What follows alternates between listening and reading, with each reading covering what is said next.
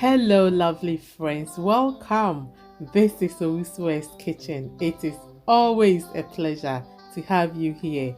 In today's video, I am going to share with you how you can easily and quickly make authentic GhanaBanku without the use of a coal pot or cooker. So come on in, let's do this. Welcome back. Friends, getting the right consistency for your mixture is key to your perfect texture. So I have about 3 cups of corn dough and I'll be mixing it with about 1 cup of cassava dough to it as well. I know that we normally do not measure this, we know this measurement at the back of our minds, but I'm only mentioning it for demonstration purposes. So just mix it anyhow you normally do, and you can either strain it or blend it, or without doing these. Individual preference is key. I normally prefer blending because I find it quite quick and easy. So it is blended. I'm going to pour everything in a bowl for now, and as you can see, it is quite thick, and the method that we are going to use, we do not want it this much thick. So I'm going to be adding in a little bit of water later on to lighten it up.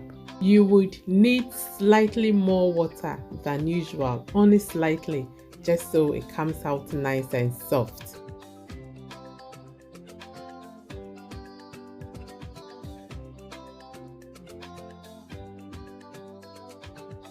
Now that we've added the water, I'm going to add a little bit of salt.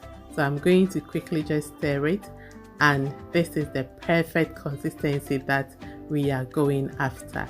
Look, it isn't too thick as before, it is just perfect. But if you prefer your banku quite soft, you may consider adding a little bit more water. Okay, so yes friends, if you guessed right, we are going to be making this in a microwave. You can actually do this in a microwave, it works perfect. Okay, so initially I'll just set it on for about 5 minutes, and after 5 minutes, this is how it looks like. It is partially cooked, as you would shortly see. Look, there is still some liquid dough in the middle, and it is clearly evidenced at the bottom too. However, it won't go in for any longer than it did initially. So I will just use a wooden spoon to try and push all the cooked ones in the middle, allowing the liquid dough to take the spot and cook as well. That's all the initial stirring that's got to be done. If you are new here, hello, you are welcome.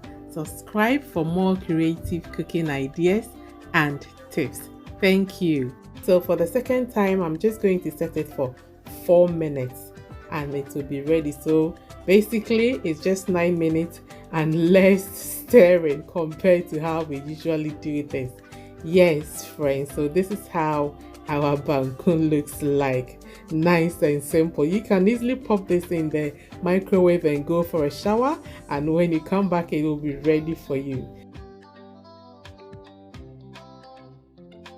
Look at this. Isn't this simple?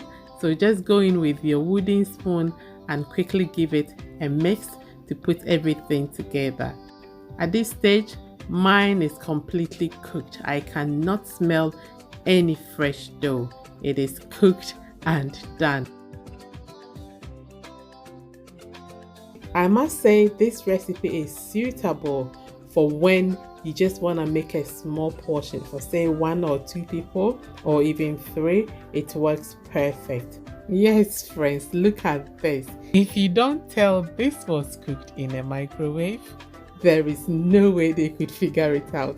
It looks authentic, it's soft, and it's just cooked to perfection, no problem whatsoever. So I'm just gonna go ahead and roll them, and then I will show you how it looks like the next day. If you like this quick banku recipe, please go ahead and leave a like on the page.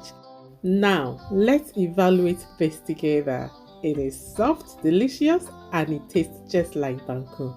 But one might ask if it tastes exactly like the original way of making this. Well, my answer is it is a close match. And considering the times that we live in and the fact that it was made in a microwave, you will be hugely impressed. Yes, authentic GhanaBanku without cooker or coal pot, and we still made it. It is soft, nice, and just perfect. I would really love you to give this a go and share your experience with me. Thank you so very much, my friends, for staying with me until the end. I hope to see you again in my next video. Until then, take care. Be blessed as always. Bye bye.